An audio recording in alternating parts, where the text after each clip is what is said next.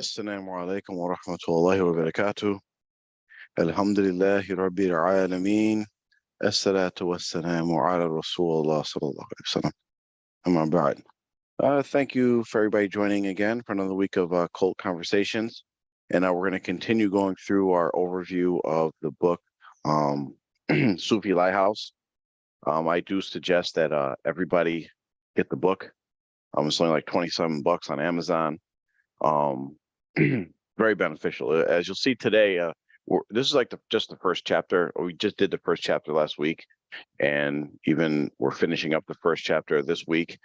You'll see just with the few Q&As that he included in the book, you'll see how it directly actually applies to the stuff that we've dealt with in our own experiences dealing with the cult of TMOA. So we'll just go over what we talked about last week. And real quick, I'm just going to, and if there's any questions, please go ahead and jump in and ask any questions that you may have about last week's topics.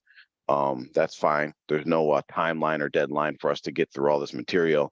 I mean, the book is, goodness gracious, it is 500 and something pages, almost 600 pages. You see it's like 2 or 3 inches thick. So like it might take us forever to get through it. But inshallah, we'll be learning. And if you get it yourself, you can read the book and go ahead of us. So last week, the first question was, is the Sufi path a cult? When we talked about how there's no set definition of a cult and you have to look at the cult characteristics. And the common theme is that they deceive in order to gain the trust of another human being. And that trust is the main way that they deceive people or take advantage of people.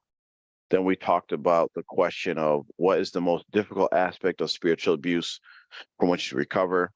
And again, that depends on the person. Everybody has a different experience. It could be financial, psychological, emotional, social, and spiritual. But everybody kind of feels a sense of betrayal or mistrust.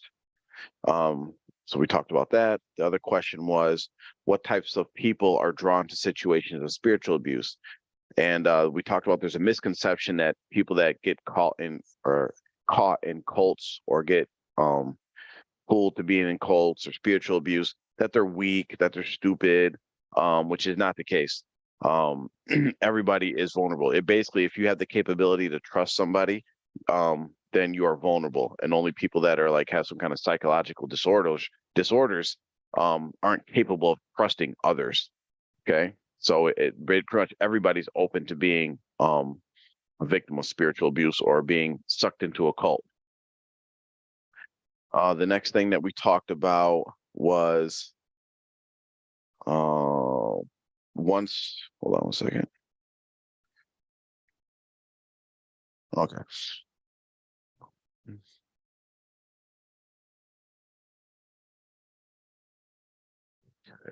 So the next thing we talked about was once someone recognizes the abuse, the cult isn't leaving straightforward. And the answer is no. It's, as we know, it's very complex. It's very tricky to navigate through exiting a cult or getting out of a spiritually abusive situation. And we know that, there's social issues. Some people might be financially tied. Some people, a lot of people suffer from like Stockholm syndrome. So there's that. What else do we got here? And I think was this another one? It's the next question. So we have 10, 9, 8, 7, 6. Okay. So I think this is the last question we covered last week. Is recovery just a matter of time healing all wounds? Not necessarily. Time does help with any type of abusive situation or any type of trauma that someone goes through. But the one important thing that we mentioned, which I'll reiterate again, is that it's very important to connect with others, whether it be a therapist, whether it be an imam, and the best way is to connect with people that have gone through similar situations that kind of know what you went through. Even if, like, for instance, we talked about the benefit of R2F, of everybody coming from the cult of TMOA that realized it's a cult and wanted to be separated from it, then we connected in our own social network, and it's helped all of us that have that connection and have those ties to be able to recover a lot faster than people that try to do it by themselves. Especially, we hear about it, or we should hear about it all the time about, African American community that we have like kind of like a double whammy: African American community, Muslim African American. Like, we don't seek therapy, we don't seek help, right? We just get over things and kind of try to move on or deal with it ourselves. Where we should seek help. We should seek to talk to people about these things. Personally, when I wrote that book, Gingerbread Man, that was like one of the best therapeutical things I did, because I got everything out of me onto paper and shared it with others. And then that allowed me to connect with other people who felt the same exact way, and realize like it's not just me. I'm not just crazy. And we kind of get into that with these other questions. So this week we're going to kind of jump right into it. Again, this is an open conversation. If anybody has anything to say, if anybody has comments, you could type them in the chats. I'm looking at YouTube and also on the Zoom. You can type in the chat. You can unmute yourself. Whatever you need to do to kind of share your thoughts or your feelings or ask questions or whatever. And we don't have to stick to. There's no script. I have my general things that I will talk about. We don't have to get to all of them. If we want to just talk about something unrelated that comes up or that someone's dealing with in their lives, you're free to share and free to ask questions. Okay, so the next question, and he has 10 questions in the first chapter. So the sixth question that he has is this right here. And he says, the question is, well, that doesn't make much sense. Let me edit that. Let's see. Are spiritually abusive people easy to identify? So that's the question. Are spiritually abusive people easy to identify?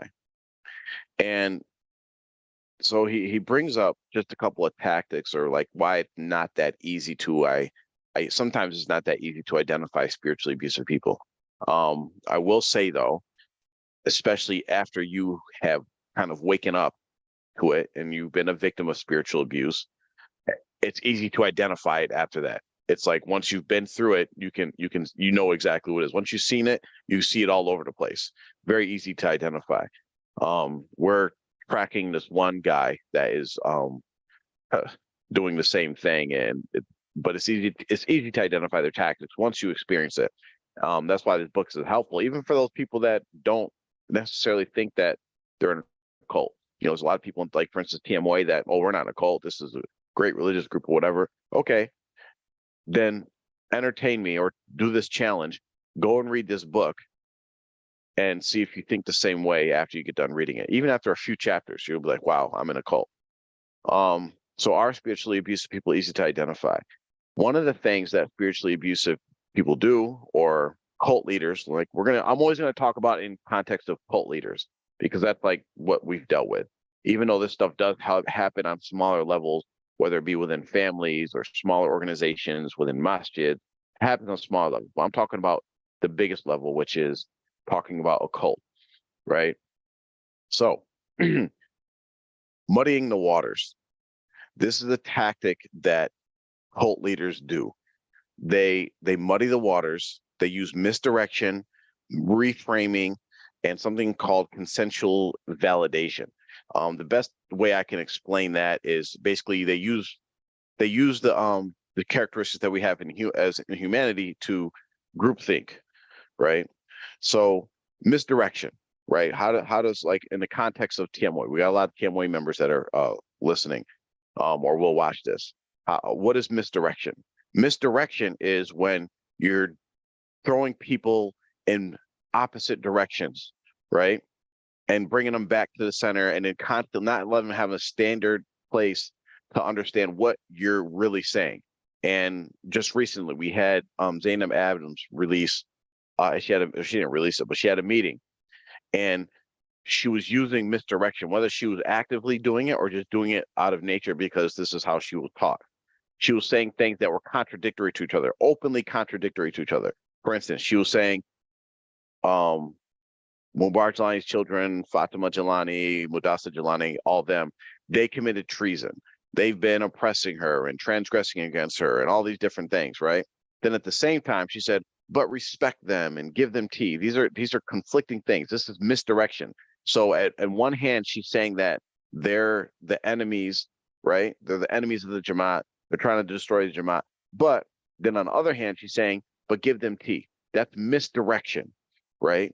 Misdirection, you'll see also, like, and if you bring it down to a smaller context, if anybody's dealt with, or we've all seen movies, we've seen documentaries, if you pay attention to these characteristics, they show up everywhere. So even a spiritually abusive person or an abusive person will use the same tactics individually. So, like, for instance, an individual someone that, say, domestic violence, they're abusing their spouse, right? Whether it's a male or a female, where men and women both commit domestic violence, right? One day they're extremely mean, rude, maybe distant. Then the next day they're like giving them so much love and affection. You'll see this in like where there's actually physical abuse. One day they're beating the crap out of their spouse. Then the next day they're all lovey-dovey, giving them all the love, and you don't know where you stand. So that's misdirection, right? So you can't really figure out, like, okay, wait, is this person like a cult leader or not? They use reframing a lot.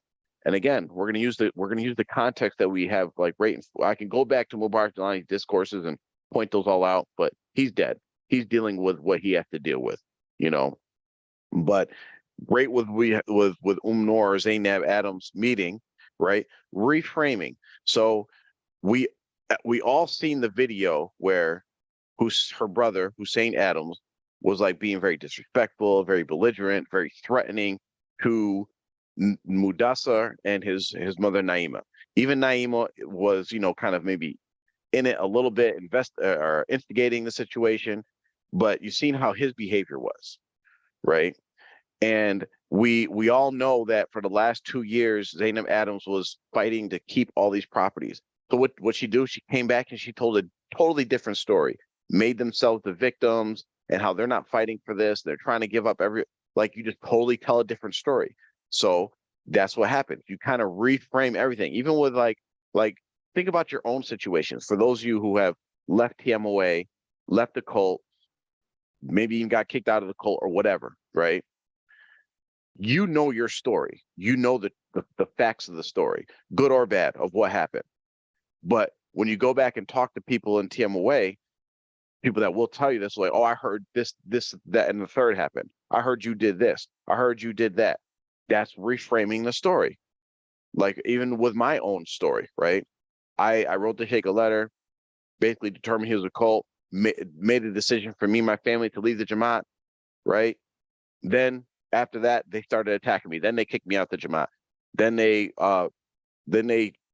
coerced my ex-wife to divorce and leave with the kids, and all this stuff happened after. But instead, what they do is they reframe the story and say, oh no, he's only speaking out because his wife left him, right? Even though, like, I already left Jamaat, I already decided that I was done with him. I already decided it was a cult. I already wrote all the stuff I did led to the attack to TMOA, where people, but that's what they do. They reframe stories. And then consensual validation. That's basically groupthink.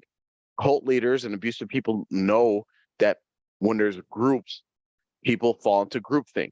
So even though you're the one person, like, say, in your household, in your family, maybe even on your land, where you're like, wait, something isn't wrong. Did I just hear what I thought I heard, or did I just see what I thought I saw? But then everybody else is, right, all it takes is one or two people with strong enough voices to say, no, that didn't happen, or this is okay. Then all of a sudden, everybody else starts saying, oh yeah, oh, it's okay. Like, we can even go back to, for instance, Mubarak Jelani's alleged he moved the moon. Nobody seen him move the moon except allegedly a couple of people, right? All it took was those couple of people to say, yeah, I seen him move the moon. And all of a sudden you have a whole community saying, oh yeah, he moved the moon, he moved the moon. And then people even will testify and even not even know it, that in their mind, they made up a whole story in their head, pictured the whole thing. And then now they think they actually saw the thing, but it didn't happen. Look at the, like, alleged miracles in TMOA and that cult. oh, this is Allah's name, this is Prophet Muhammad's name, I seen this, I seen that. That's all a function of groupthink, right? People just start seeing and thinking the same things. They keep people off balance. That all plays into the misdirection. There's one individual, no, I won't say his name, but he was before he got kicked out, he was Mubarak Jalani was giving him orders like, okay, I need you to go to this country. Then as soon as that person got to that country, they're like, okay, now I need you to go back to the country you came from, right? Simply just sending him from like traveling all over the place and giving him like unrealistic timelines. Like, and for instance, one individual just got kicked out the Jamaat because they were at a janazah in Georgia and they were like, we need you in New York or Virginia. I forgot what it was, like in 2 hours. And the person was like, I'm in Georgia. I'm at a janazah. There's no way I can get there in that time frame. Okay, you're kicked out, right? So this all does is create a space for that as an individual when you're starting to recognize like, wait, something is wrong, right? And at the bottom it talks about being stuck between a rock and a hard place, right? So I'm spending too much time on this question, but it's very good to know this stuff. So you get stuck between a rock and a hard place, right? So the rock is that you are recognizing, yeah, something's wrong. This doesn't seem right. This isn't normal, right? Especially us, like when we our contact with TMWA, like I was part of TMWA pretty much practically since I was like 15, 16 years old, right? Many of the people were born and raised in it. But then when you become an adult or even like a teenager, you're like, wait, man, some of this stuff isn't right. This isn't right. Something's wrong. And maybe you can't put your finger on it, but maybe like there's some certain things that are wrong, but then you get that's the rock. Then the hard place is like you've been taught and brainwashed to think like, no, this all is good. This cult is good. This is gonna get you to Jannah. This is, this place, this spiritual leader, this sheikh, Allah, they're a wali of Allah and they're gonna guide you and all these different things. So you're stuck in that weird zone, right? So you start tricking yourself, right? A lot of people, I call it the swamp. A lot of people get stuck in this swamp where, and there's another question that ties directly to this that we'll get to, where they see like Mubarak Jalani is doing bad things, right? But because there's an excuse they can give, remember we talked about the plausible deniability, that they'll say, oh, it's not Mubarak Jalani, it's the administration, right? It's Khalifa so-and-so, it's Amira so-and-so, right? Even people are doing that today where they're saying, okay, yeah, I know that the imam of Muslims cannot be a female. The hadith is very clear. So they recognize that. But instead they'll say, oh, well, you know what? This has nothing to do with the cult. It has nothing to do with the Sheikh Mubarak Jalani, because they'll say maybe Zainab Adams is doing this by herself and she's wrongfully seizing authority. However, they block out of their mind that Mubarak Jalani ordered everybody to take bayat to Zainab Adams over 10 years ago when he was alive. It was a direct order from him. So that's where people get stuck. So the short answer to the question, are spiritually abusive people easy to identify? No, especially when you're caught up into it. When you're inside the fishbowl, it's hard to see that you're part of a cult. But once you step out of it, it's very easy to recognize a cult and recognize spiritual abusive people. So Mubarak Jalani is, to context the TMOA, that's the cult that a lot of us came from. Mubarak Jalani was straight up a cult leader. It's very easy to identify. The leaders after him, Zainab Adams, Hussein Adams, whatever Jalani's children are involved, they're all cult leaders as well. When you hear them speak, you hear a cult leader. You hear them using the same tactics, the same verbiage, the same rhetoric, the same techniques, right? So it's very easy to identify. Like for us that are out of it, it's very easy to identify. Let's see, I got a message.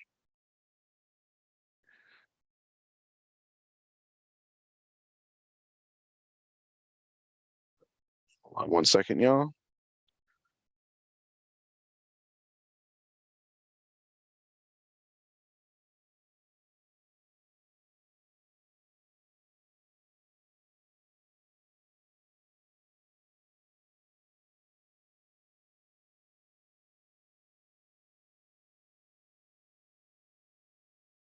Okay. So, walaikum salam. How you doing, brother? Okay. Let's see.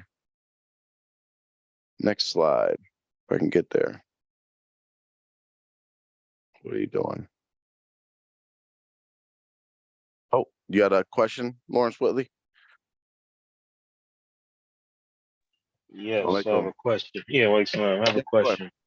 What, Yep. how, and what does, how and what, the, how does a member be stopped by a member of the cult to communicate with people that are out of the cult? What I'm trying to make is that you got people still in TMOA, right? They Mhm. hands down in TMOA. They talk to people that's been outside of TMOA and everything, but they want to leave TMOA, but they can't leave TMOA. We know the constraints, the family being on the land, blah, blah, blah.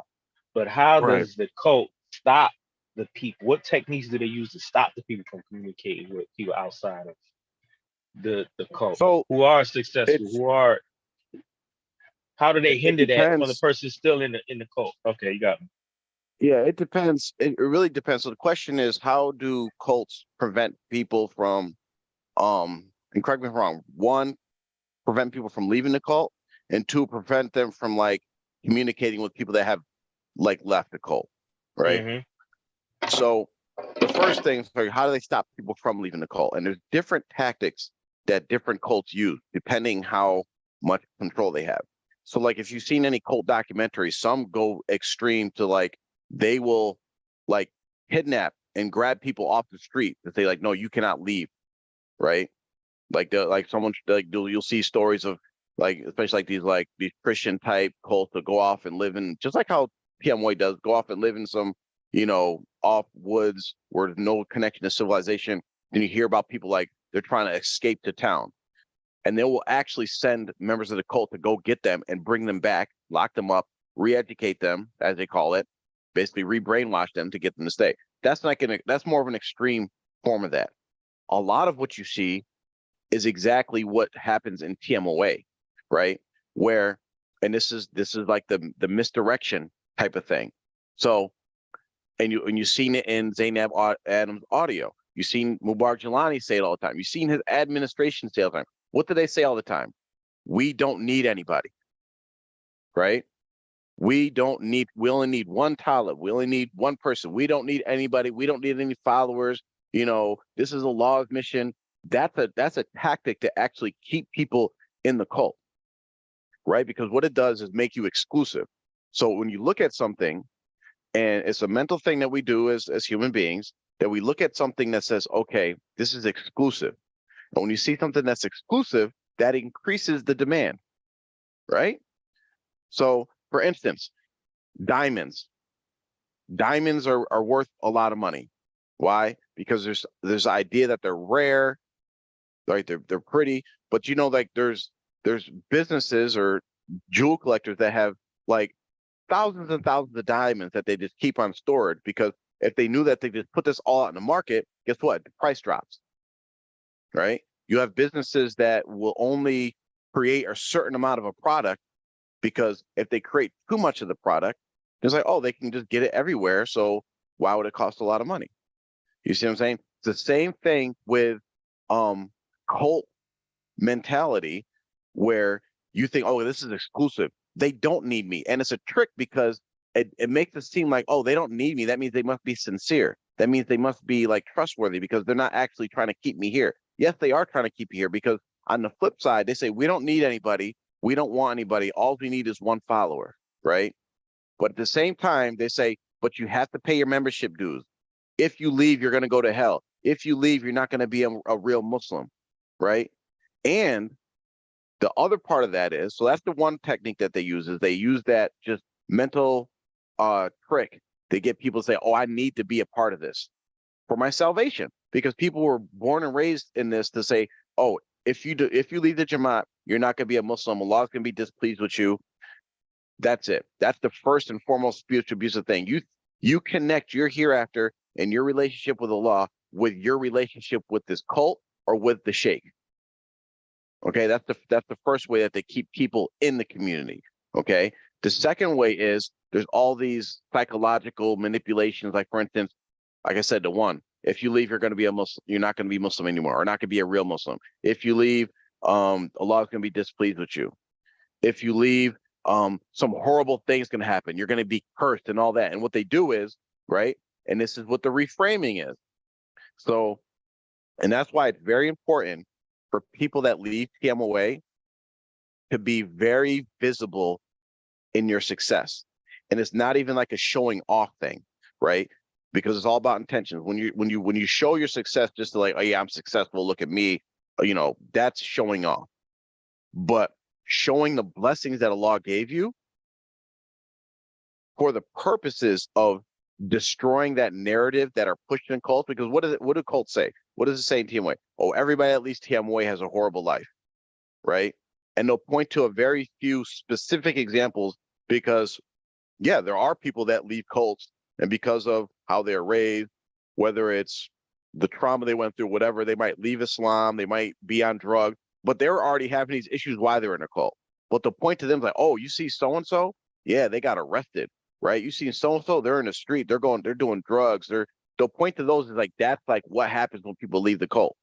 When in reality, the majority of people, because now we have people that are connecting and their social media, we see that, wait, that person left the cult and now they're buying houses, right? They're taking care of their family. They're traveling across the road, the world. They're making Umrah. They're making Hajj. They're learning their Islam. They're becoming scholar, like all these different things, to destroy that narrative, because people are stuck in the cult because they think if I leave, my life is going to somehow be worse than what I don't, like if I stay. So that's how they keep people in. How they keep people from talking to people that left the cult is the same exact techniques that kind of I mentioned, right? Because people are afraid of that stigma that comes with it. Oh, if I associate with this person, I'm going to get kicked out, or they're going to look down on me, or like I'm going to lose my status, right? So there's people in the cult, like for instance, if a person's an administrator, whether they're part of the Shura Council, whether they're a mayor, or they're just somebody that like has high status because they volunteer all their time to do the cult leader's bidding, right?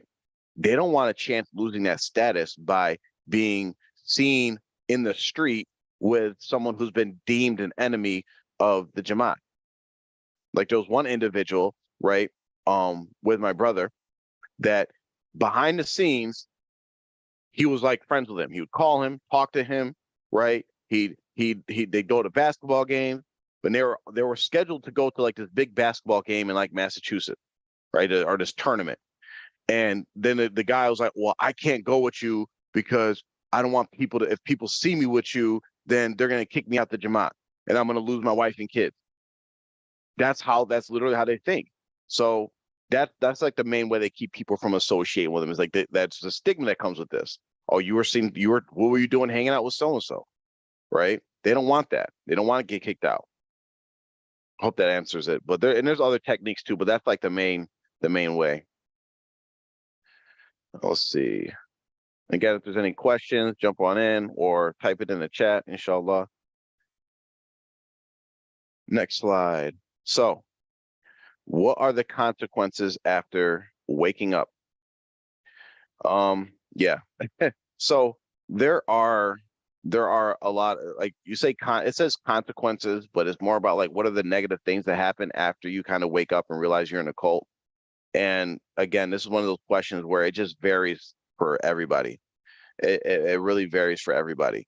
Like I said, there could be some financial things, there could be social issues that you face, there could be family, like you could lose, most likely you might lose most of your friends and family, right? Or in the very least, there'll be strained relationships with your friends and family, people that you grew up with all your life, whether it's your siblings, parents, children, whatever it is. They might not cut you off, but there's always like this elephant in the room, right? Or they'll start treating you different. Okay. But there's also the ones that were mentioned in the book was shame, right? You even though you woke up, you feel shame because like, I've been duped. I wasted X amount of years of my life with this crap, and this dude was a fraud. This whole thing was a fraud and fake. People suffer from symptoms of depression.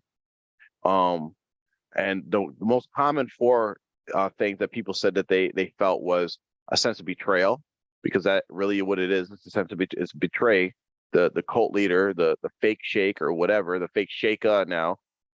It's a betrayal because this person was supposed to help guide you and make you a better Muslim, and they actually didn't do that at all. Let's see, self-doubt, and that's something. And the self-doubt thing, it came up, we talked about it last show, but it manifests itself in different ways, right?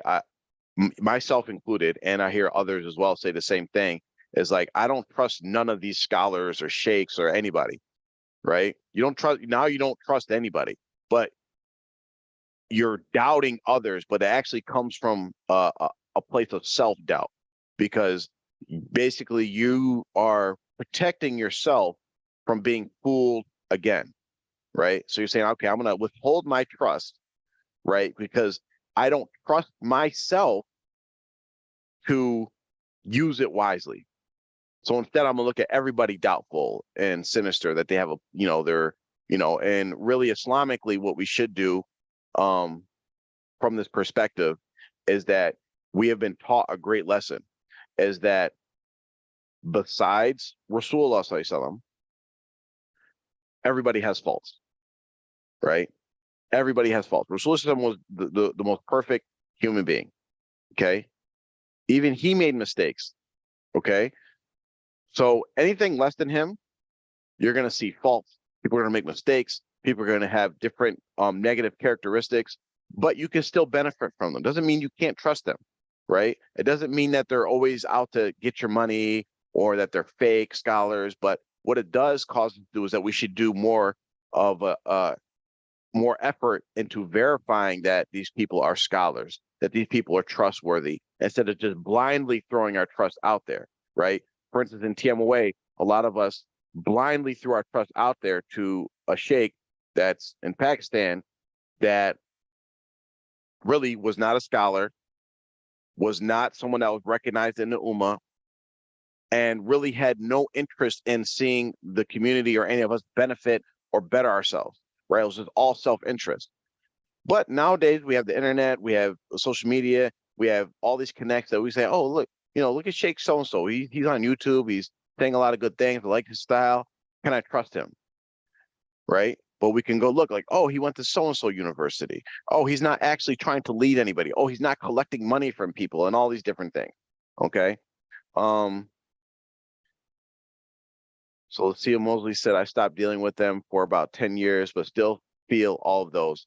I don't trust them at all. Oh yeah. So there's a saying we have in R2F,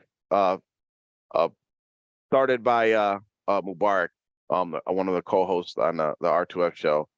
And he said, never, how did he put it? I got you, Sheikh. Go ahead, got you, because you say it all the time. Go ahead. Never give a cult member the benefit of the doubt. All right. Always doubt the benefit of the cult member. All right. Yeah. So y'all heard that? I'll put it in the chat. I'll put it on the YouTube chat. Never. Damn, I lost it again. Type it in the chat so I can put it in the YouTube chat.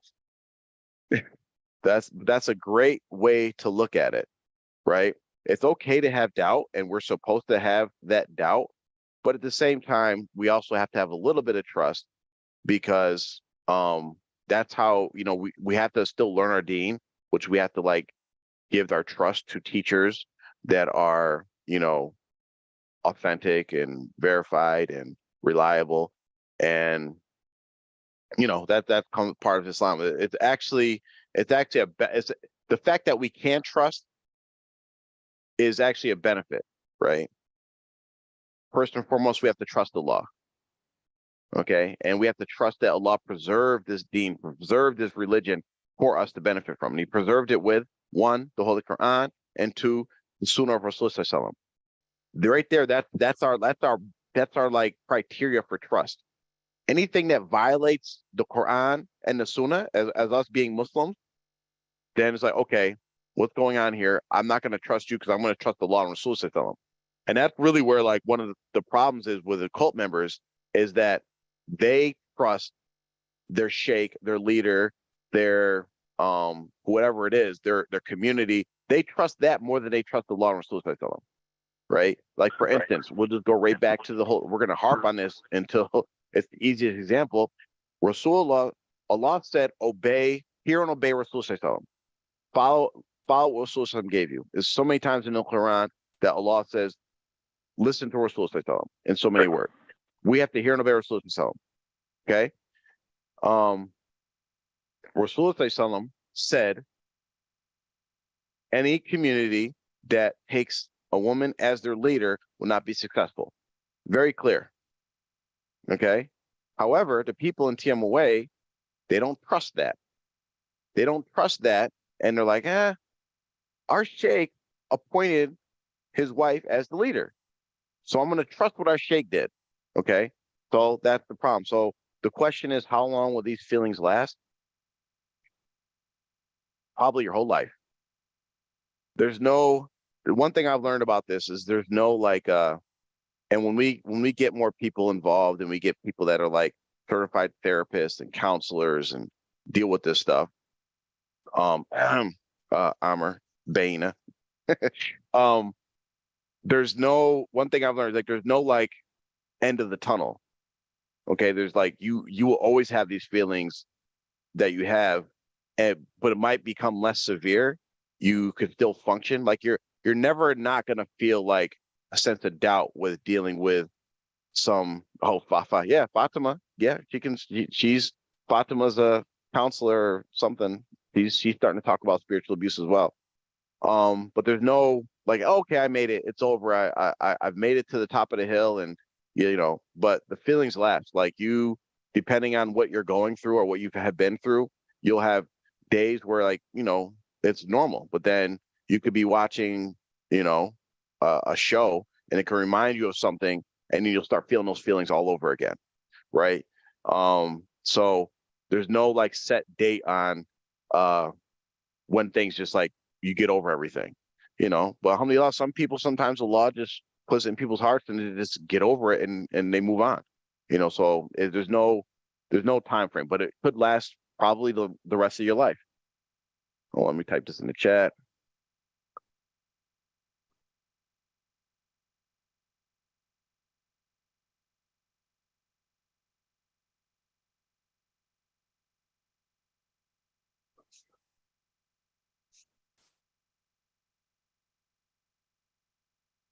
Okay. The times you will be triggered and will take you right to the moment of this is happening all over again. Yep, that's so true. So Baina, who has knowledge in counseling and therapy and psychology and these sorts of things, and she's going to be getting certified and have all the official credentials and all that. She said that like something can happen and it'll trigger you and bring you right back as if like whatever happened that's that at that moment, right? So just be used to it. Always turn to Allah. We are Muslim, alhamdulillah. Allah has kept us Muslim. And well, if I'm speaking, but hopefully we're all Muslim. If not, I would. Next time, go ahead. How do you immediately deal with those triggers? Because I've sometimes had those triggers, especially when I'm doing group events and like I'm doing a martial art thing. So I'm working in a group setting. Sometimes somebody got to be the absolute leader and talk to you like you're nobody, and then the politics, and then they got to get next to the one that's teaching and all that, and be a brown noser. And how do you immediately deal with those triggers? I mean, I got my own ways. I'm just trying to find another way. I mean, okay. Mentally, go mentally, ahead. mentally. Go ahead, baby. So Thanks, Salam. the thing about being triggered is you just have to be able to feel it and process it and wait for yourself to get over it. There is really no trick. It's like a trauma response. So your body has to feel that stimuli, and well, a lot of people don't want to face it. It's gonna hurt. Some people cry, they walk, they write, but just being aware of your triggers, which it sounds like you are, is a very good step. And then try to avoid those triggers. Like I know for me, any kind of like Sufism, spiritualness, I don't really mess with that stuff because I know how it affected me from being in the Jamaat. So I don't really watch like spiritual movies, read a lot of things about spirituality. Even like right now amongst the African American community, there's this whole like African spiritual thing going on. Mm. And if I like see that on my social media, I just avoid it because that's a big trigger for me. So avoiding your triggers, but eventually you're gonna have to face them and just let your body feel that stimuli. Shukran. For sharing that. And yeah, absolutely right. I'm the same way. And I think a lot of us are like, I hear anything Sufi, I'm just like, nah, I'm good. It could be, and it could be totally like legit. It could be like Sufis that are actually practicing the Quran and Sunnah, but I am just adverse to anything that says Sufi, whatever, right? Anything that even like, if I see, even like to the point, if I see people wearing turbans a certain way, I'm like, nah, I ain't messing with them, right? It's that, but as Bana said, like we have to kind of like deal with it how we deal with it and try to not be so extreme with certain things. I remember when all this stuff first happened, like if I got triggered, I automatically will just cut whatever that was triggering off. I've throughout time, and this may be like a time kind of heals wounds thing. I've gotten better to deal with it and recognize that everybody doesn't have to deal with things the same way I deal with things. So, but shukran for sharing, Bane. That was good advice. Let's see. Amr says the important thing is to remember the maladaptive thoughts and behavior does not last. Sort of like where people have phobias and don't know, you avoid those triggers. However, there's a technique called flooding that I use where you face your fear all at once. This technique is not 100% effective for most people. The most common and successful way is gradual steps and getting used to it. Overall, up to each person and Allah knows best. Alhamdulillah, that kind of like backs up what Bane was saying is like there's not one way to deal with it. There are different techniques. She mentioned some, which were like writing, going to walk, walking it off. I've heard of like screaming in pillows, just get your cry out. There's all these different things. So look them up and maybe inshallah, Bane and Amr, if you have time, you could come up with just like a list of just some techniques and I could post it in the chat room and people can try different things. For me, like I mentioned, that when I wrote that book, just writing it down, even before I even shared it with everybody, it was just such a good way to just get it down. And I realized like, oh no, like it's a lot clearer than I thought. Because I was going through a stage where I was like, wait, am I right about this? But then after I put it all down on paper, it was like, oh yeah, I'm more than right about this, Let's see. Next question. Okay. So it says, what forms does spiritual abuse take? So spiritual abuse takes many forms. Like I said, there's small micro abuses, I guess you can call them, correct terminology is, but then there's big. Us in TMOA that's been a part of a cult, we pretty much experienced all forms of spiritual abuse. Okay. So there's people who use spiritual abuse to, one, just get power and status, right? So as Mubarak Jelani, right, he used it because he wanted people to think that he was this big time sheikh and take advice. Like there's a lot, like it doesn't even have to be financial, right? A lot of people think, oh, it's a cult because they're trying to just get money and that's it. Some people will just do it, remain poor, and they just want people thinking that they're a hotshot. That's it. They want power, status. They want people to venerate them. Okay, it's like a narcissistic thing. But then there's money. A lot of them have like MTMOA. TMOA for the last 40 years, we made Mubarak Jelani, his family, millionaires. Millionaires. Okay, they were poor, regular people from a family that had a shrine business, right, in Pakistan, and now they're a family fighting over millions of dollars, which is not even reflective of all the money that over the last 40 years that has been, misappropriated from the people. Okay, so there's money and then sex. Like we see it all the time. If you watch any cult documentary, a lot of the cult leaders, you know, they what take they start raping people, messing with children, right? 30, 40 wives, these different things. Okay. And Tiamwe, look at it. Mubarak Jelani has had multiple, what was it? All three of his wives or his widows were young teenage girls while he was senior citizen. Okay.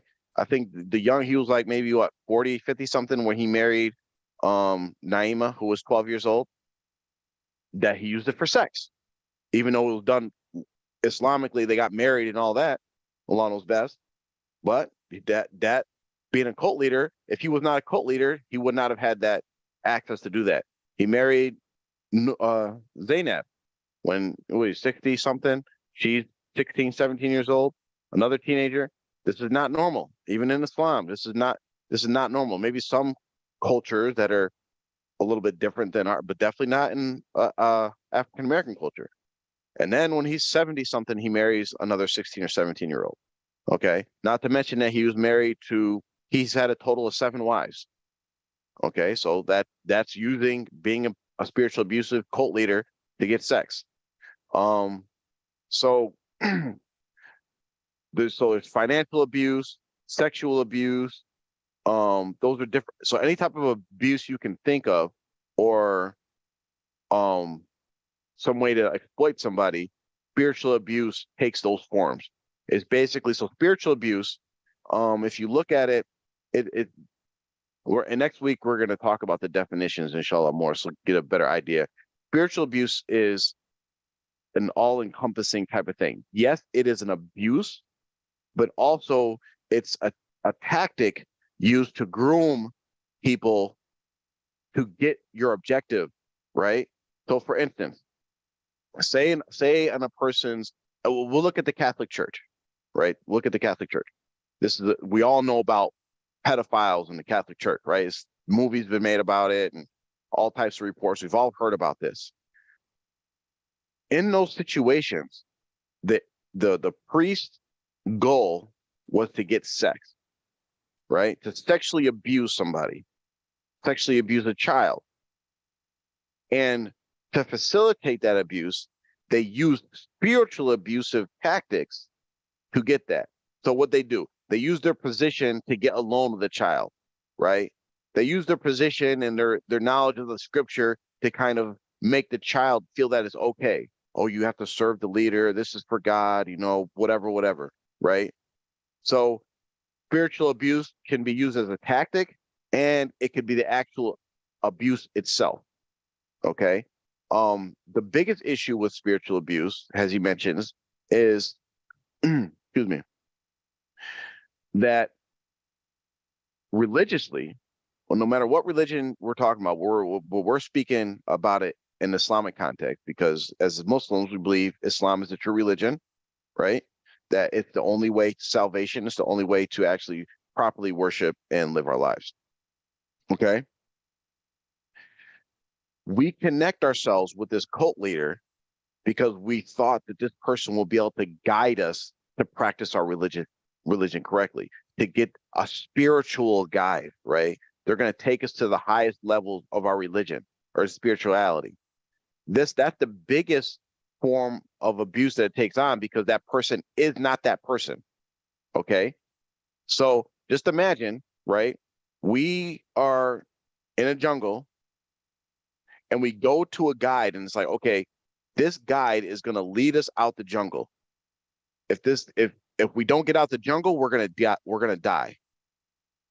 And what we essentially did is we picked a guide that said, oh yeah, I know the way out, but had no idea how to get out the jungle. And we're following them, and they're getting us lost. Sometimes maybe they get us close to the exit, but then they actually don't get us there. Sometimes they take us further back than where we were, right? Which happens most of the time. That's the biggest issue.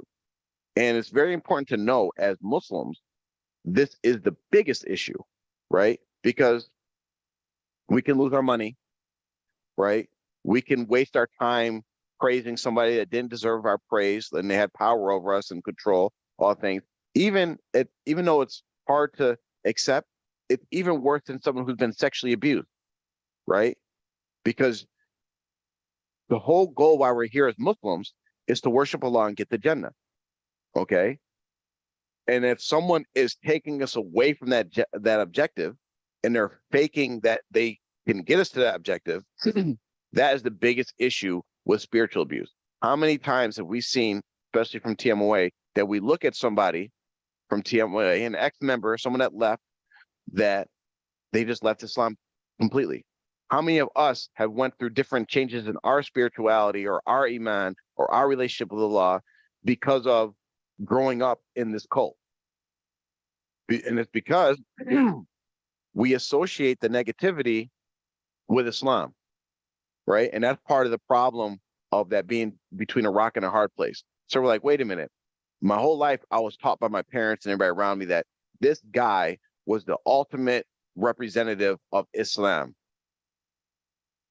This guy, this community, these leaders, however you associate, but this guy, this leader, this whoever transgressed upon me, whether it's sexual abuse, whether it's stealing money, whether it's physical abuse, whatever it is, and that's supposed to represent Islam. Of course, the natural reaction is like, okay, I don't want any of that, especially if you've been taught that that is through Islam. Why would anybody want to stay with that? Okay. It takes us, so people go through changes. People, like, you'll see women like, they take off their veils, they start, dressing differently. They want to live part of the secular life. And then you see people come back like, okay, that ain't it. And then they learn true Islam. We've all went through different forms of that, right? So, like, not to say that it's right and we shouldn't try to guide people and, prevent the wrong and enjoying the good. But when we see people from like TMOA and we see like, okay, us guys who do it all the time, we'll see, sister on car, you see so-and-so, she's out the Jamaat, she stopped covering. Well, let's ask why. Let's see who, Allah knows best how culpable TMOA is for that. But we still try to advise some people and say, hey, Allah wants this. What we experience is not true Islam. Yeah, go ahead, Bana, jump right in.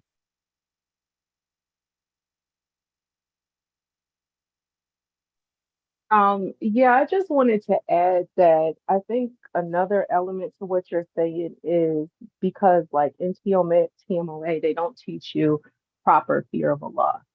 So a lot of times people commit, like, I know for myself, doing things, but making sure like people in the Jamaat don't see you doing them.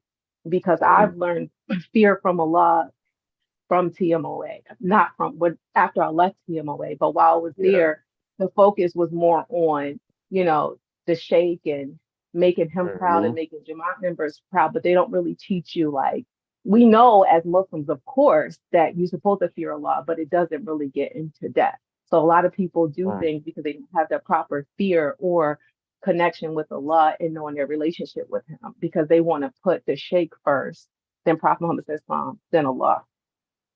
That's a great point. And just to give people a real live example is, if you look at that audio, that meeting that Zainab Adams had, she didn't mention anything about fearing Allah. She didn't mention any ayats or anything. It was all about, they're the enemies of my Murshid. They've talked about my Murshid, and that's that same thing. It's like we've all done it, where you're more like I'm just remembering, like, you're sneaking around that you have a dish on your house so you can watch TV, so that people in the Jamaat don't find you, or the leaders don't find you, or you have a TV, or you have Netflix, and you don't want people to see your mailbox. Remember, used to send the DVDs to your mailbox, like, better go get my mail real quick. I want no one to know I have Netflix, right? Meanwhile, Allah is seeing all this, and that's a real good point. And people in TMOA have to really, if they're listening to this, really have to reflect on that. Is, why do I fear my cult leader or my community more than I fear Allah? Go ahead, Persian Empress. Assalamualaikum. Good morning. Morning. Okay. Okay, my question is kind of surrounds family dynamics. And this pertains to like maybe a member or members have, pretty much left the cult, however. But they're dealing with a lot of family dynamics, and people may, even in their family, may know how they have, where they stood for many years. They know that's Right. nothing new to them, however. But there's a constant thing with kind of when they in conversations with you, maybe on the phone or in person, doesn't matter, where there's kind of this, they bait you. They always have to get something. I know a lot of people may experience it. Some people may handle it differently, according to. But I know I'm the kind of person that I'll reach my limit if I think it even sounds like and I'll still be patient with you, but I'll reach my limit. And once I reach that limit, it's like no turning back. You're disingenuous. You're Yep. lying. And I try to pretty much bite my tongue. I know some people may be a little bit more patient than I am as a person. Mhm. So I know I can be impatient. But what I kind of experienced, and I'm not sure others have, where a family member or friends will say stuff in reference to setting up a organization where Muslims speak out is kind of just as worse as being in a cult, because you're trying to kind of like coercing people. Oh, you broke up for a second. Ever, and it may cause domestics, towards particularly females, who may be further, dismissed by their families, or just families in general, and it's causing more dissension between Muslims, and that Muslims. Right. Proper Muslims do not speak public about their issues amongst the community, the Islamic Yep. community. This actually Right. comes up in one of the questions, and in this sphere, or in this realm of dealing with Sufi cult, they call it the Fitrah argument, right? And it's a common tactic. It's gaslighting. It's they all use the same thing. Oh, you're creating Fitrah. I want to let me see if it comes up in the next question. If it's the next question. Oh yeah, this is the perfect one. So perfect timing. You didn't even know. Look at that. Look how Allah had that. So like you just segued into the next question. Excellent. So and we'll talk about this, because like the question what that popped up was, what is the most frustrating part about informing cult members? So like you said, everybody's different, right? I'm a person that's like if someone's trying to like antagonize, or like when we're in family chats or whatever, I'll jump. All right, you want to do this? Let's do it, right? Type of person. Absolutely. So like that's how I am. Other people aren't. So other people are, and that's not always a good thing. It's a good thing sometimes, but it's not always. That will make people cut me off. Like I'm the person that was like, I don't care about certain attachments. I care about my attachment with Allah, right? Absolutely. But that's not taking that as an extreme level, like how I do sometimes, is not also effective all the time when you're actually trying to guide other people, right? I'll be quick to I'll just move on. All right, cool. But Absolutely. I think when you're in those situations, one is, and we have to look at the example of Rasulullah, because that's our best example for everything. Rasulullah never minced words, right? He was always very clear with his communication. So when there's certain things, and I've noticed this with just dealing with a lot of PMOA members, for instance, I'll give an example. Say we're in a family chat or friend chat or whatever, and you want to tell people that the seven sultan thing is shirk, right? But you want to do it kind of like in a way that it's going to be acceptable to them. So what you do is you post the ayat that says Allah is one. Okay, and you're like, yeah, that's gonna like let them like, they're gonna hear that, and they're gonna like, oh wait, that means there's Allah didn't divide himself into seven sultans, and they're gonna help wake them up. I've found from my personal experience that tactic never works with PMOA members, because you could give them something and they will put it into their own context and be like, yeah, and then they'll actually get to a point like, that actually supports why my sheikh is the greatest. And it's like, what? Wait, that wasn't my intent at all, Absolutely.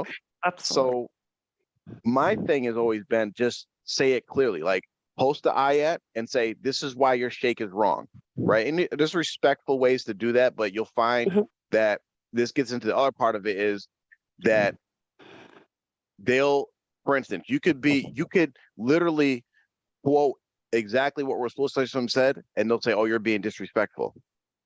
Absolutely. Or And, you know, right. And you get impatient with the BS. Yeah, absolutely. yeah. Yep. I have, that's one of the things I have to work on as well, my patience. Well, I don't know, maybe I'm a little bit more patient because I've dealt with some conversations with individuals, and others are like, I wouldn't have lasted 5 minutes with that person because the stuff they say is so ridiculous. But what helps me is I remember I used to be like that. I used to be in that mindset. So it's like, you know, Mhm. it took me years to wake up. So it might take years for this person to wake up, you know? Absolutely. Absolutely. Because you reach a limit. It's like you got 30 days. Yeah. I'm sorry. Yeah. We can do this no Well, longer. I refuse to engage it, further. Right? You're playing it's games. fun. It's funny. And they mention this in the book is, so like you talk about what's the most frustrating things with like dealing with like, say, cult members when you're out of the cult. One of the things you mentioned was that nobody believes you, right? Nobody believes you, even though like they might have seen this stuff with their own eyes, they might not believe you. And this depends on like the level of like for instance, when with my personal situation, people call and ask, hey, what happened?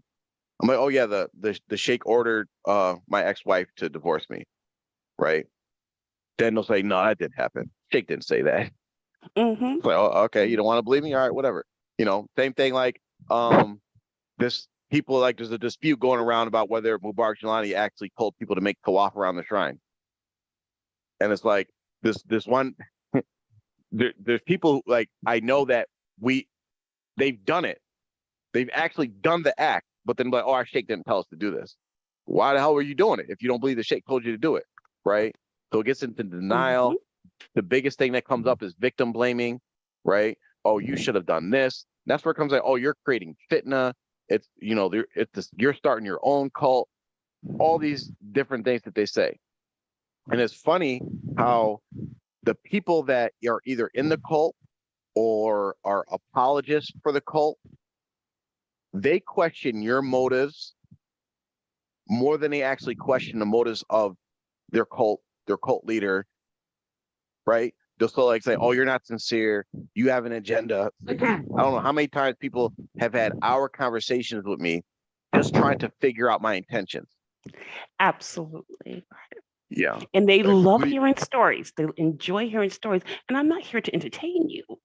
I'm yeah, sorry. exactly. Exactly. That's why usually for me, because I kind of know this and I don't like being I don't like the attention being on me, and I know how this stuff works. Because I read this book before I actually started even like speaking out or whatever. I was like, oh, so this is what's going to happen. So I don't ever really talk about my own personal situation, right? Because I don't want people, because that's what they're looking for. Like, oh yeah, he's just mad because X, Y, Z happened to him. But when they have conversations with me, I never actually talk about what happened to me. So I'm like, I don't want them to like give them that excuse, that leeway, because as soon as I say, oh, this happened to me, oh, so that's why you're doing it, because you're mad. No, because it's wrong, you know. But they don't scrutinize their sheikh.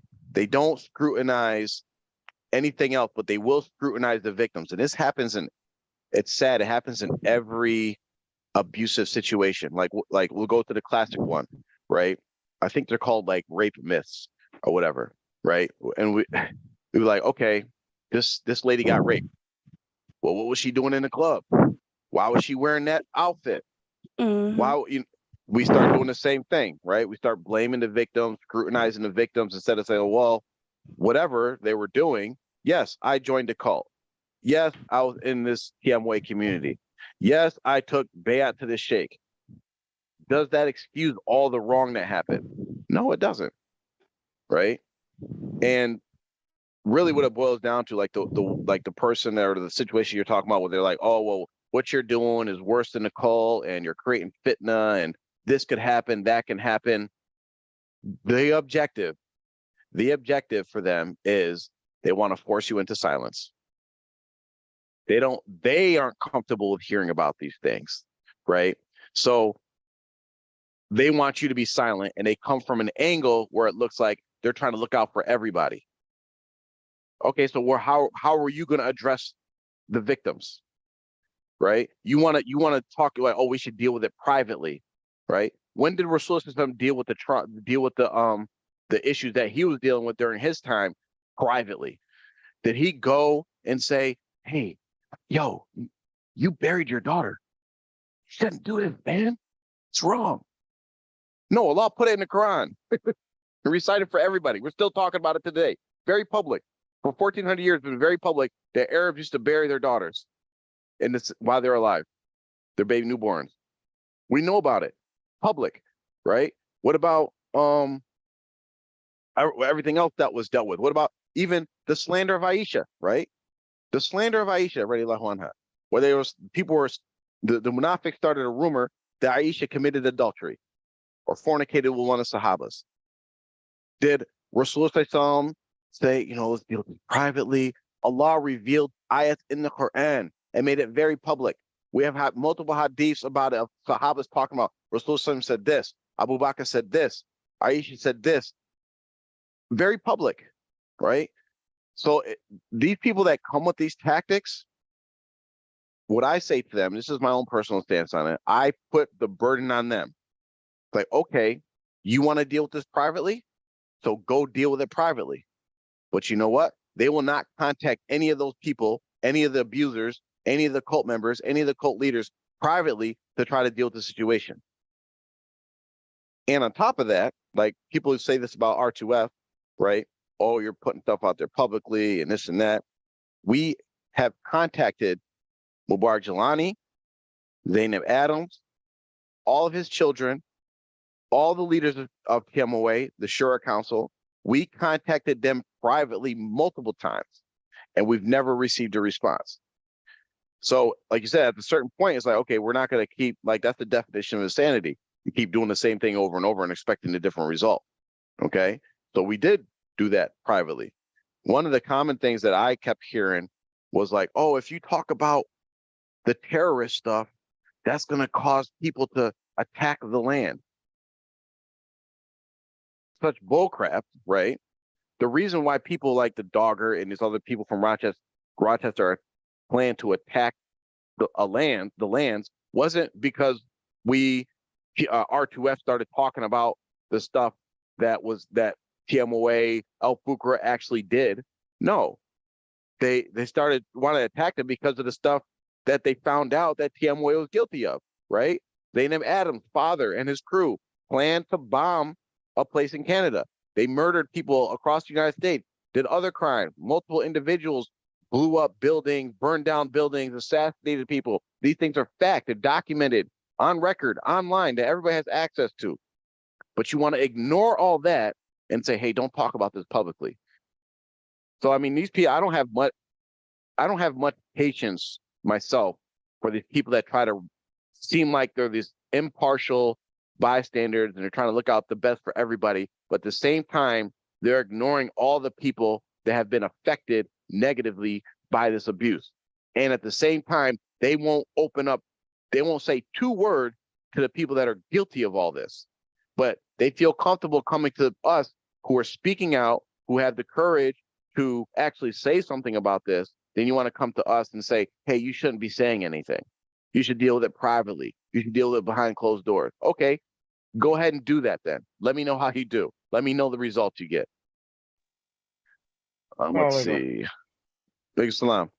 I didn't know you dealt with them privately like that, because I've been wanting to do that myself, and they've contacted me like years ago, calling Dumpster and all these guys out of guilt, and I'm planning to contact them,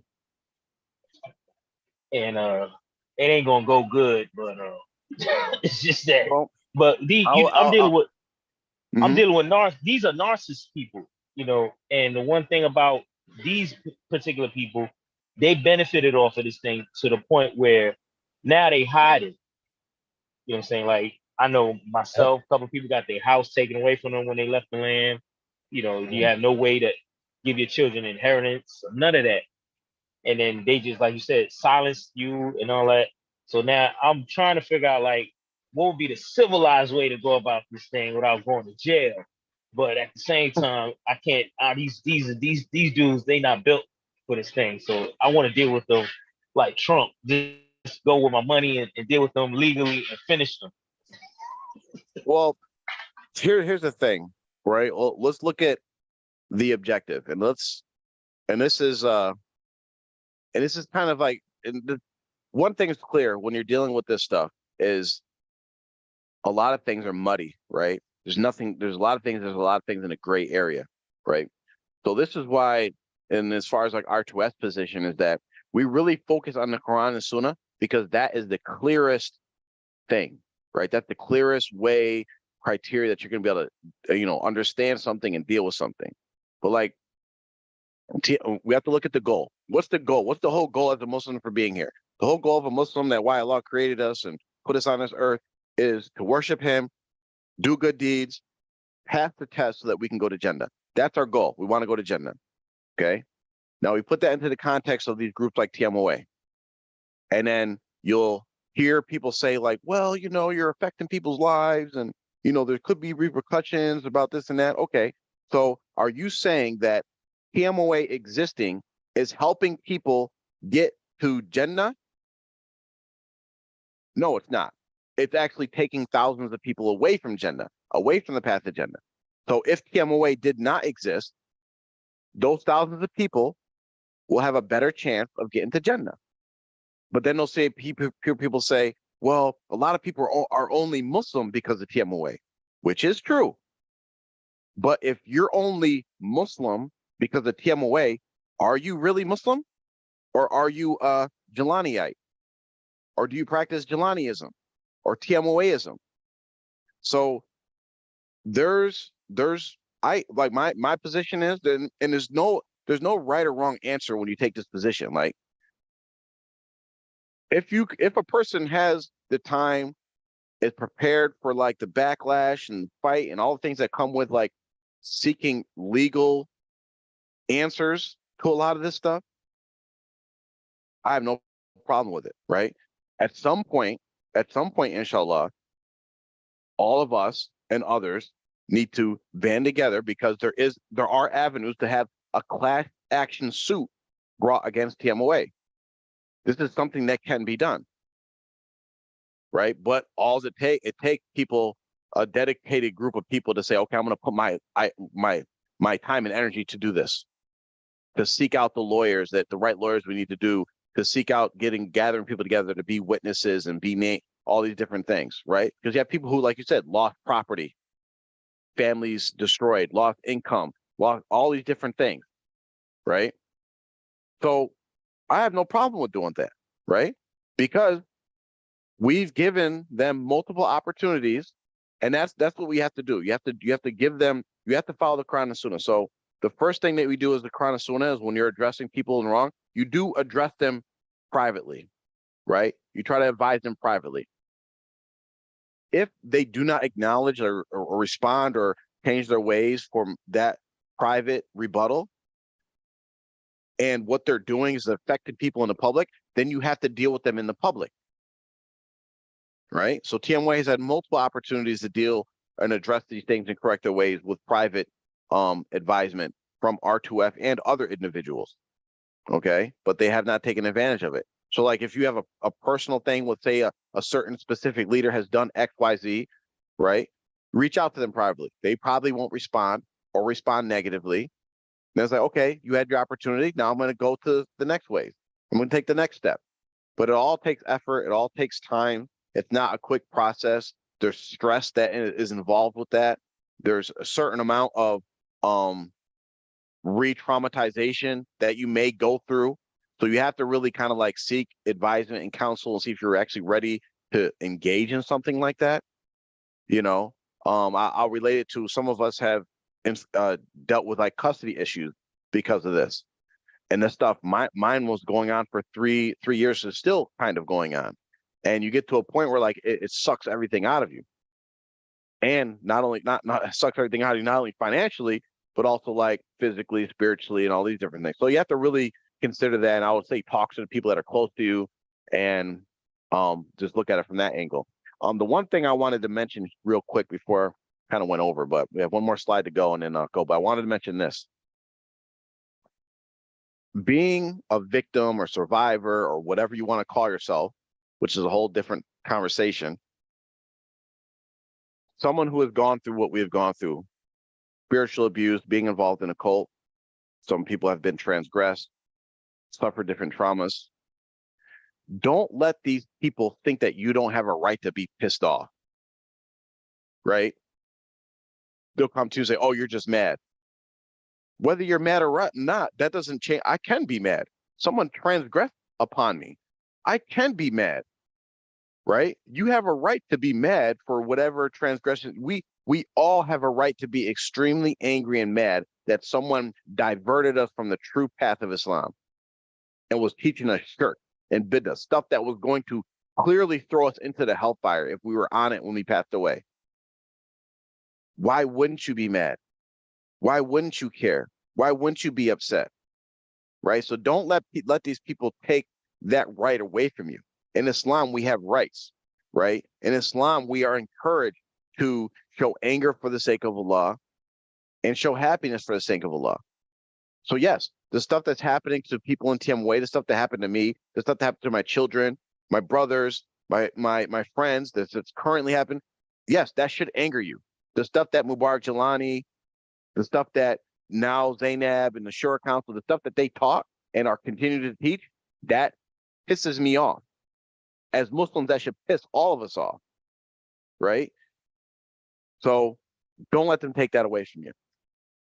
The last question I'm going to cover today, and this is the end of chapter 1 of the book, is does an abuser, excuse me, does an abuser need direct contact to control victims? And I thought this was a very interesting question that was in the book. And again, if you read this book, you're going to really think that this guy was a part of the TMOA. I swear you will, right? Listen to that question. Does an abuser need direct contact to control victims? And before I get into that, I'm just check the chat. Assalamu alaikum, Jawad. How you doing? He says all spiritual abuse. Spiritual abuse tactics also ensure the abuse continues with future generations. It fosters irrational compliance through obedience and shame. Exactly. And the multiple generation thing is really deep because the first generation that deals with it, right, they might find something wrong with it, but then they find a way to cope with it and deal with it and normalize it. Like for instance, when myself, my brother, and Hanif Williams, when Mubarak Jelani basically forced our ex-wife to divorce us, and then certain person that's a long-standing member in TMOA, when he heard about it, all he did was say, oh, they do that all the time. As if it was like, you know, someone that takes out the trash. So like that means like for 40 years, this type of behavior was normalized. And you'll see that they'll be saying that for a lot of different types of things that happen to you. Well, that happens all the time. And it's like, well, that's not normal. That's not normal. You know how you, like for you TMOA members that listen to this later, how you can tell something that's not normal? Go to your local masjid that's a non-TMOA masjid and go tell the imam or make a public statement of, we do X, Y, Z. If you feel some apprehension about saying that, chances are it's not normal behavior. The name of the book is The Sufi Lighthouse by Bill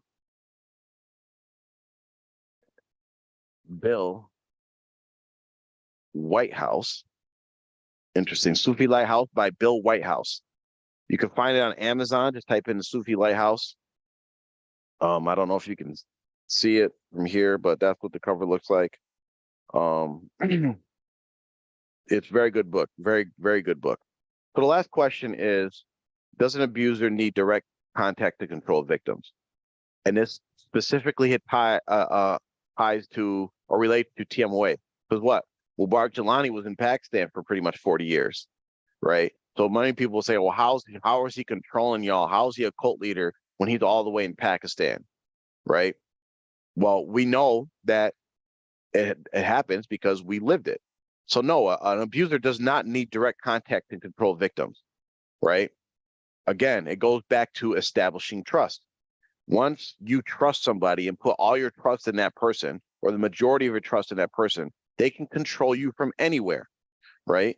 And a lot of people in TMOA, especially the second, third, and fourth generations, that trust was established through who? Their parents. Their parents, their family members. They're like, oh, this is a trustworthy person. In their household, they see a picture, one picture of a man held up, right? Who's that? Oh, that's your sheikh, and he's going to guide you to paradise, right? You grew up hearing Abuji said, Abuji said, Abuji said, or may my Murshid live forever, my Murshid, the sheikh, throughout your whole life growing up, right? So the people that Allah has established for you to trust most in this world, whether it's your parents, and as you grow up, your friends, as you grow up, your other family members and friends, and then your spouse, everybody is saying you can trust Mubarak Jelani, you can trust the cult leader, you can trust Zainab Adams, and now trust you. They got your trust. Now they can be in Timbuktu, and if this person you trust says, "Hey, tell so and so that I need $1,000 and they have to get it in a week," you're going to go find $1,000 and give them a week. Tell so and so that they can't watch TV anymore. You're going to stop watching TV because you trust them, right?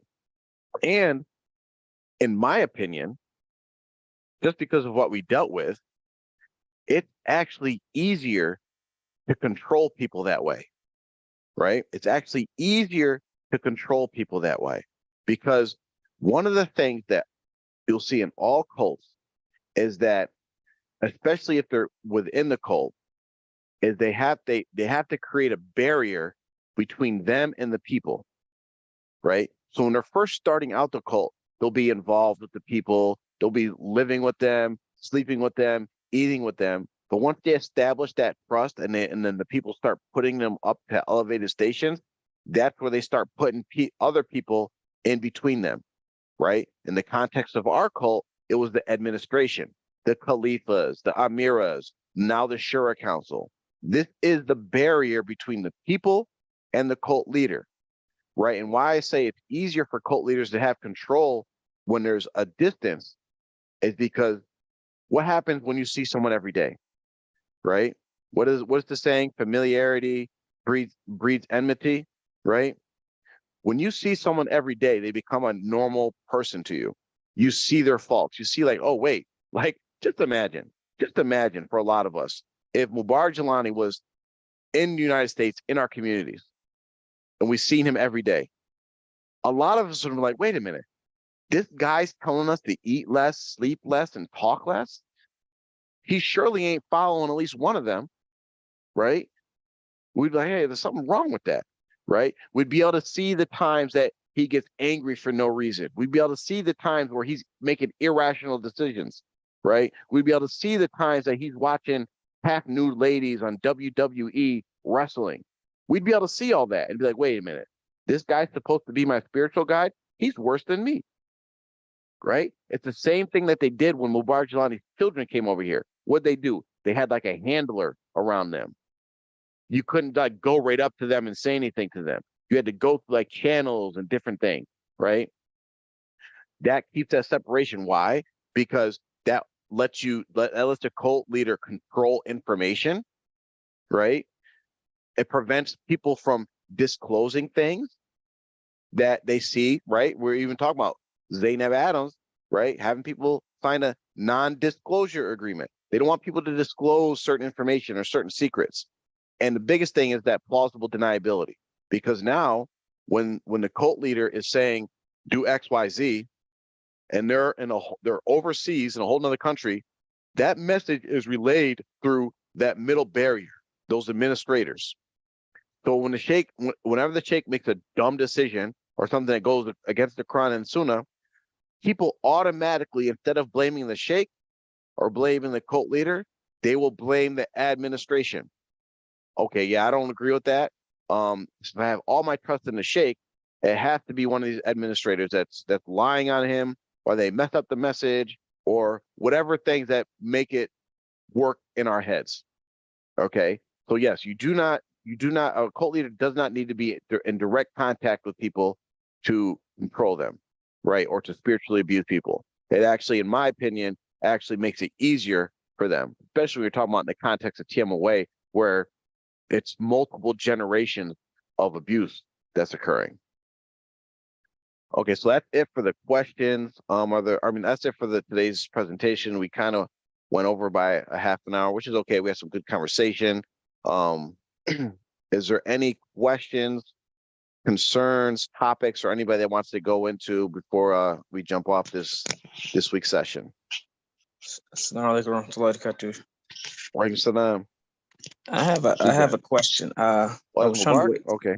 yeah, I was trying to wait for you to kind of get through your thing, and maybe you can save it for next week. But just food for thought. If you want to answer it, you can. But say if a person, they are hearing everything that you're saying, they agree, I'm in a cult. I know it's a cult. But number one, I don't believe in the seven sultans. I don't believe in the deviant beliefs, but I'm a member. I mean, I'm part of this community, but I'm following the Quran and the Sunnah. I mean, I don't see any problem with me being in the cult. My beliefs are not deviant and my actions are not deviant. I'm not doing any bid'ah or innovation, but I'm just a member. And so is there any situation or scenario where you would say that a person can just exist as a member of the cult and not be doing any deviant beliefs or actions and it be okay? So we probably should answer this now. That way I can have you, I'll put something down there, but I want people to actually give because I don't have all the answers, right? But these are one of those things that you need multiple perspectives on to because everybody's situation is a little bit different. So the first thing that comes to my mind is we have to go to the Quran and the Sunnah. And the one hadith that comes to mind, and I think I don't know if I think you have it in the 40 hadith rooms. I didn't check them all yet, but just a little advertisement. Inshallah, soon we'll have a hadith series, and it's going to go over hadiths that's specific to cults and Islamic cults. But the one hadith that pops in my mind is the hadith where Rasulullah said that when there's an evil, when there's wrong, there's 3 ways that we have to handle it. There's 3 ways. Okay. So if you're this person that follows the Quran and Sunnah, doesn't have any of the deviant beliefs, and you're saying, but can I still be in TMOA? Okay. Even though myself, I have promoted the idea of basically your priority is first your belief. Don't forget about whether you should be in or out of TMOA first and worry about your belief, right? That means you have to follow the Quran and Sunnah. You have to get rid of those deviant, shirkish beliefs. You have to practice the Sunnah. You can't make tawaf around shrines and get rid of all that first, right? That's when you realize, okay, now you got to that point where you're on the Quran and Sunnah. Good. Then the next step is, now what? Can I just live in the cult and go to the Eid and still have my family and friends and just stay upon my path? Well, Rasulullah said that when there's wrong, you have to deal with it in 3 ways. The first way is you stop the wrong with your hand. Okay. So if you're going to remain in TMOA, then your first option is you have to go stop the wrong. So you'd have to go to a meeting and say, Zainab Adams, you cannot be our leader, right? That's like a first stop, right? That's one wrong that's right out there open for everybody. You'd have to go and start trying to prevent these things actively, right? We already know the result of what that's going to happen is you're going to get kicked out. They're going to kick you right to the street, right? As soon as you start challenging what they're doing or saying, they're going to kick you out. So that's your first answer. You're going to get kicked out. But at least you did your due diligence and you followed what Rasulullah said, is you tried to stop the wrong. When you go to the Eid and they start making tawaf around the shrine, you should go out in front of everybody and say, we're not allowed to do this as Muslims. This is bid'ah and possibly shirk. When you go and you see someone post a video of them making sajda to a grave, You should go be very verbal in your little chat rooms and say, this is shirk, this is haram, we cannot do this, which will lead most likely to you getting kicked out. So that's the first option.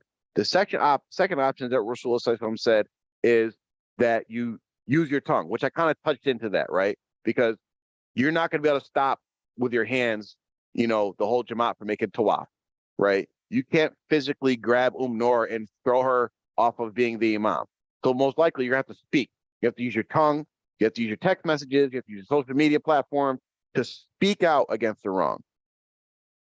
We know what's going to happen against that. You're going to get kicked out, right? So first two options, they get kicked out. The third option, which I know a lot of you guys are thinking, is like, okay, well, I hate it in my heart, right?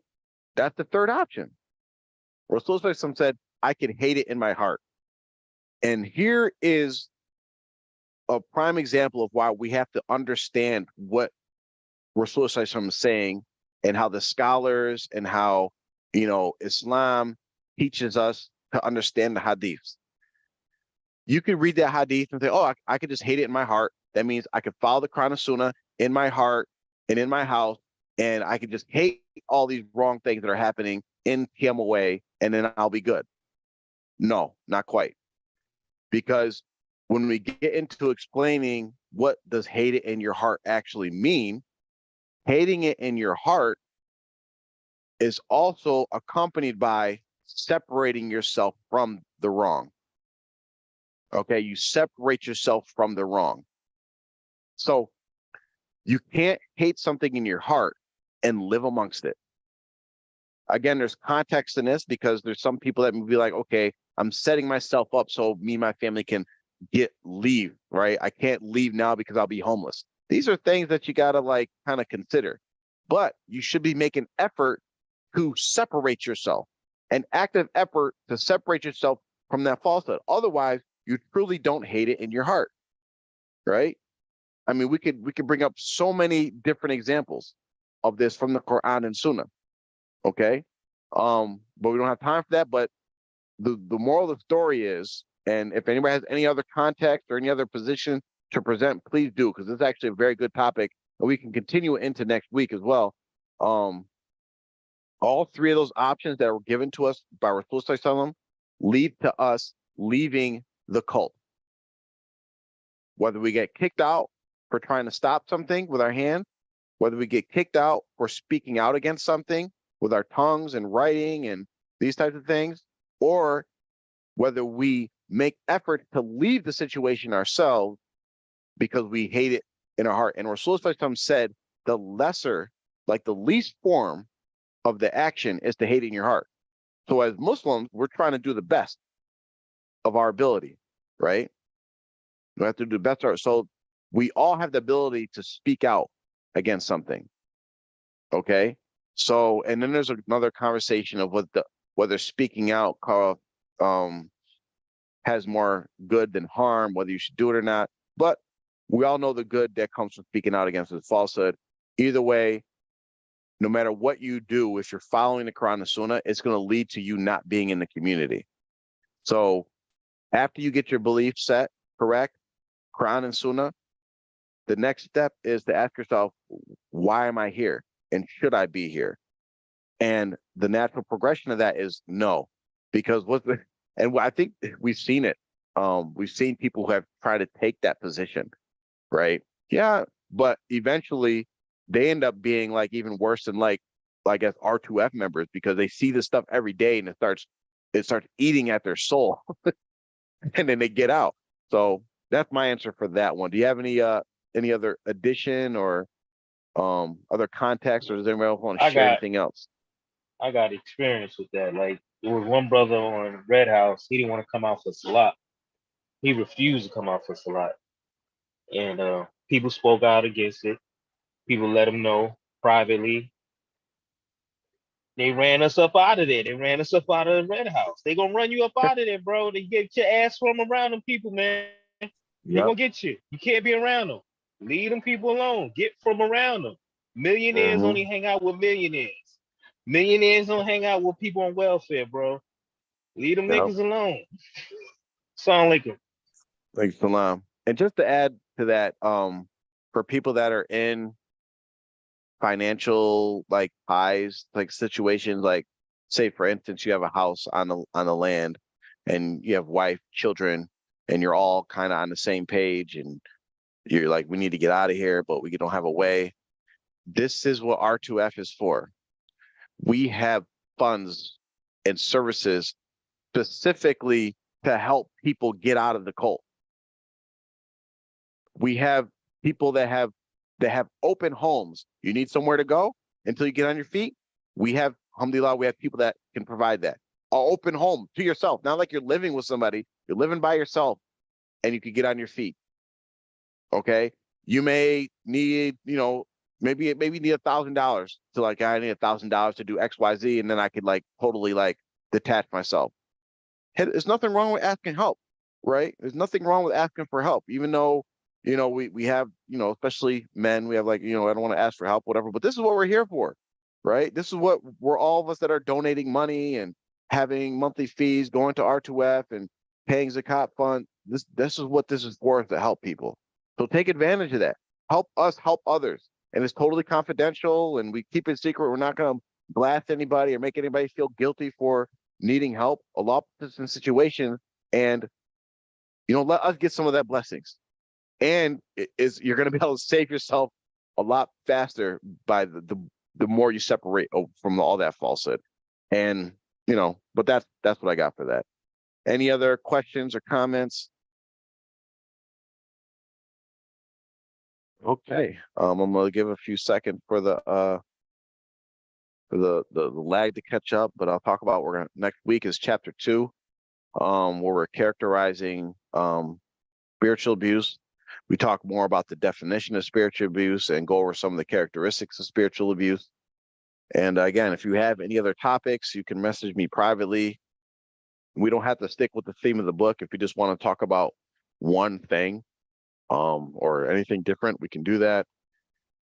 Let's see, what else do I have? Okay, so Fridays, Friday nights, 8 o'clock again, we have the Tafsir show with Mubarak, which is very important for all of us to attend. If you can't attend the live, watch it, you know, the next day or sometime through the week. He goes right through the Quran and gives the Tafsir, an explanation from the scholars and how it relates to, you know, deviant cults in Islam. I think that's it. We have Ramadan coming up soon, so we're going to be focusing more of our content on more religious stuff and less cult stuff, inshallah. And look forward to the Hadith series that will be coming out sometime in the future. Will be very beneficial. And again, for anybody that's out there, we're always looking for people to help, to contribute, whatever skill, whatever time, whatever you have to offer. There's some way we can make that available so that you can help out. You don't have to, you know, whatever it is, even if you only have like an hour a week. Like I know specifically we need people that willing to be like video editors, even producers, show producers, writers, content, all these different things. We'll need people that can give advice, you know, like Baina and Amr did just earlier in the show about how to deal with things from like a therapy or a counselor perspective, that they have the knowledge in these things and can give good sound advice. So again, if you're willing to help out, it's totally volunteer. Your rewards with Allah, but we don't ask more from people than what they can give. So if you can only give an hour, 30 minutes a week, whatever, if you want to proofread, you can proofread. If you want to just be on Facebook and post our stuff on Facebook, we could do that, or whatever other social media we have out there. Get to a point where, you know, it kind of ties back, and I'm kind of rambling here, but I'll end on this. It kind of ties back to like when Lucille asked, when does like these feelings end? And I mentioned how like there's no like top of the hill, there's no like end of the journey. But for me, in my personal opinion, I think there's different stages that we all go through, and you go through one stage, revert back to another stage and keep going. But I think part of that light at the end of the tunnel is getting to a point where you're actually helping others from experiencing the same things that we experience. or helping others escape those experiences. And R2F has the platform that we can all start giving back, right? In any little form, in any little skill that we have. Even if like, okay, say your skill is like, I plan stuff. I can plan parties, I can plan Eids, I can plan events. We have an R2F event coming up soon. Throw your name in the hat. You could, be a part of that. And it's not like a situation where like how we experienced in TMOA where it's like preferential treatment to people and if you're related to somebody. No, if you want to help, we're gonna let you help. Right? We have a very talented writer writing for our WordPress account. Right? This person has a great skill in writing. They have a certain amount of time they can dedicate, and they do that at their own leisure. Right? We have a person who's good at video editing. So they take whatever time they have to make little clips and do edits, right? Me, I could talk, so I'm on here talking. So I encourage everybody to reach out to me or anybody else they know that's part of R2F to volunteer their services because, and again, it's something that we could do for the rest of our lives and get blessings from Allah and help us, this can really help us get to paradise, inshallah. So that's it for this week. Inshallah, we'll see you guys next week. And that'll be the last show before Ramadan, I believe. So we'll see if we want to continue the talk on spiritual abuse during Ramadan or if we want to make it more Islamic during Ramadan. Because some of this stuff, Ramadan, you want to be focused on your deen. And some of this stuff could be triggering and could be, we don't want to have that type of energy during Ramadan. But we'll see, and you guys can let me know. All right, assalamu alaikum. Well, let me close out. أعوذ بالله من الشيطان الرجيم بسم الله الرحمن الرحيم والعصر إن الإنسان لفي خسر إلا الذين آمنوا وعملوا الصالحات وتواصوا بالحق وتواصوا بالصبر الصلاة والسلام على رسول الله وعلى آله وصحبه أجمعين السلام عليكم ورحمة الله وبركاته